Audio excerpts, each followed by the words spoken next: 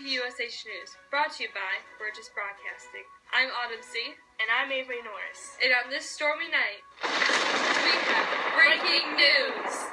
Usually, we may cover the success stories of this homogeny, but tonight, we go down a darker path into the unknown failures of this nation's military. The era of our focus is the 20th century, during which the United States participated in multiple wars, including the Cold War and the Vietnam War. Let's begin in 1953 with Operation Gold. During the Cold War, the United States and Britain constructed a secret tunnel called the Berlin Tunnel to connect to the Soviets' new landline system and receive the enemy's messages in Berlin. The operation was constructed to gain intelligence from the Soviets after the location of the phone lines was found.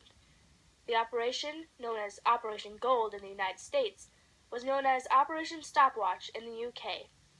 Plans for the project were put together in 1953, and it was finally completed in 1955. The tunnel was used without disruption for about a year until the Soviets discovered it in April 1956, when an East Germany work crew came into the area for routine repairs. Luckily, the tunnel was evacuated right away at the first site of their digging. The United States was praised by the press for the operation. The British did not receive much or any of the credit for it, but did aid the United States immensely and used their experience from their Vienna tunnel. They helped prevent trucks from falling into the shallow tunnel. Though the tunnel was a success for a while, after it was discovered, the U.S. and the U.K. were blind again to the Soviet schemes. Another reason it was a failure is that the East Berlin actually knew about the tunnel for some time but kept it a stubborn secret. The surprise discovery was put together by the KGB, or the Soviet Union's security agency. The KGB had a highly placed mole in the British intelligence community named George Blake, so they kept the secret a secret to protect Blake. Blake was arrested in Britain and sentenced to 42 years in prison in 1961. 5 years later, Blake escaped prison and ran away to Moscow. He is still alive at the age of 92. Today, the cost of the tunnel would be about $51 million. Ultimately, this operation was a failure because the secret tunnel was common knowledge in the Soviet Union. Around the end of Operation Gold, an infamous military failure occurred in 1961, called the Bay of Pigs. When Fidel Castro overthrew the Batista regime in Cuba in 1959, the United States was displeased and began the plan for Castro's removal. John F. Kennedy, the president at the time, supported the CIA campaign to train and equip Cuban exiles that were living in Miami, Florida. There was hope that after the guerrilla army landed in Cuba, that an anti-Castro rebellion would be sparked. On April 15, 1961, a group of exiled Cubans took off from Nicaragua in an American bomb squadron that was disguised to look like Cuban planes in order to attack Cuban airfields. However, Castro had become aware of this plan and moved the Air Force fleet out of the way. Then, on April 17th, the true disaster of the Bay of Pigs occurred. The Cuban exile army began its invasion on the southern shore of Cuba at the Bay of Pigs. It immediately went wrong because the Cuban radio station on the beach had gone undetected by reconnaissance teams, and so the invasion was no longer a surprise. Coral reefs, sank ships, and backup teams landed in the wrong location, which led to the surrender of the exiles after less than a day of fighting. Out of the 1,400 exiles, only 114 were killed and 1,100 were taken prisoner. The Bay of Pigs was one of the United States' last chances to dispose of Fidel Castro, and it was because of its failure that the U.S. was forced to resort to Operation Mongoose. In November of 1961, Operation Mongoose, or the Cuban Project, was created in further attempts to take down Castro after the Bay of Pigs failure. There were 33 plans considered under this operation.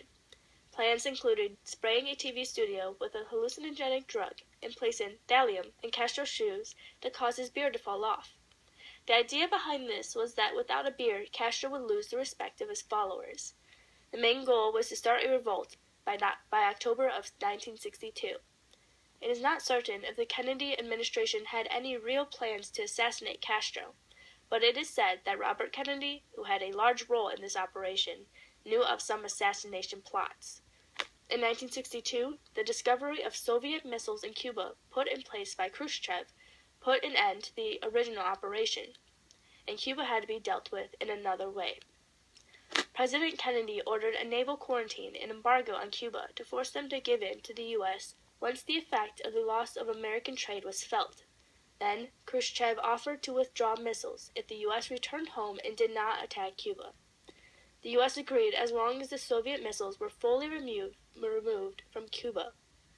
However, the communist regime remained in place after the Cuban Missile Crisis, so, in the end, none of the United States' goals in Cuba were successful. Later, the U.S. became involved in the Vietnam War, which was widely opposed by U.S. citizens. An example of one of their failures from this war is Operation Rolling Thunder. During the Vietnam War from 1965 to 1968, the United States bombed North Vietnam from the air in an operation called Rolling Thunder.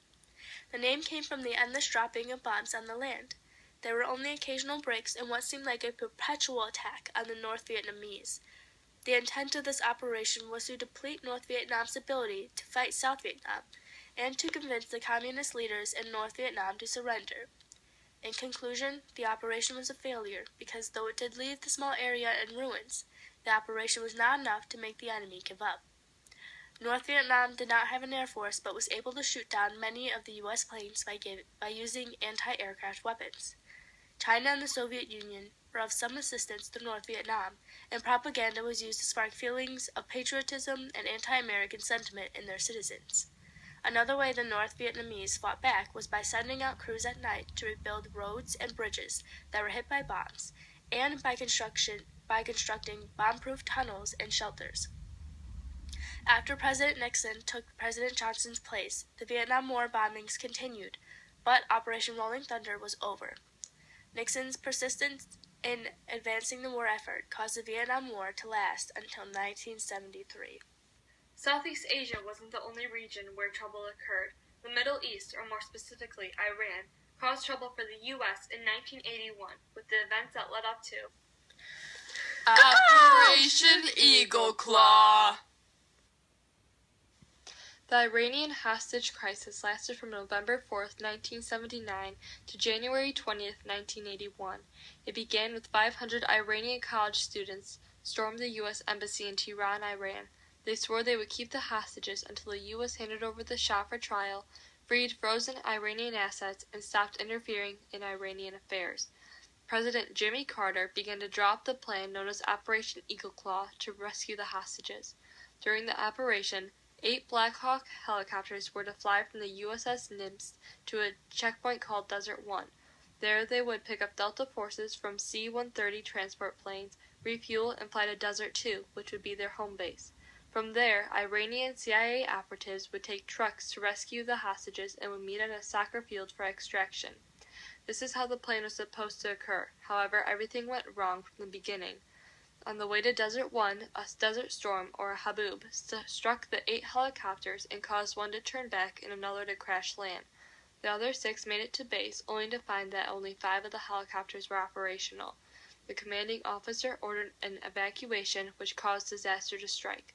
A helicopter crashed into a C-130 and caused an explosion with the deaths of 8 U.S. personnel. The base was quickly abandoned, with the helicopters left behind for the Iranian military to take. In the end, the hostages were not rescued or released for 444 days until Ronald Reagan's inauguration day, and the Iranians came out on top by gaining more helicopters for their military. Now, these military operations may have been devastating, but much has been learned from them, and now the United States is proud to have a strong advanced military. That's all we have for you tonight. I'm Autumn C., and this is my co-host, Avery Norris, and we'd like to thank Burgess Broadcasting for their sponsorship. Remember, for every Burgess Broadcasting viewer, 1 dreidel donkey will be donated to a sick child in Africa. Thanks for watching, and good night. Great job with the show tonight. Thanks. I think it went pretty smooth. Yeah, me too. So, you want to go unwind and get some dinner? Sure, but is that a tornado? Ah!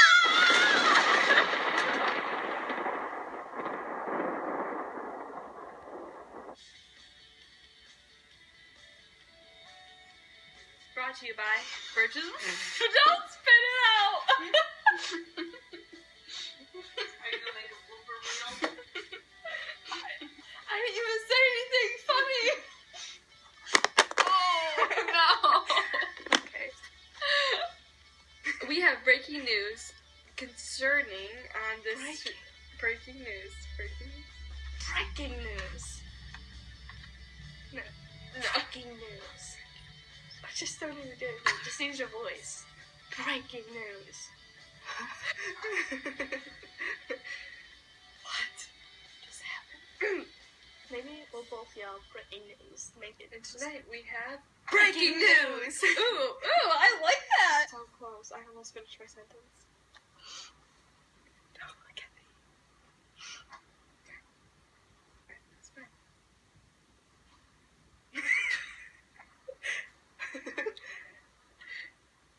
And... on this stormy night. Oh, don't say I'm sorry. Aw, but we can have thunder! You are. Breaking news! You didn't pause. I know I didn't. We did it! Alright, let's watch it. Oh, God. I'm gonna take you 20 tries and you got it in like the first two. It wasn't filming, was it? No. Oh my gosh. People only kids have raspberries outside. Mom. Southeast. Does that look right? Yeah. Okay. Da, da, da. Da, da,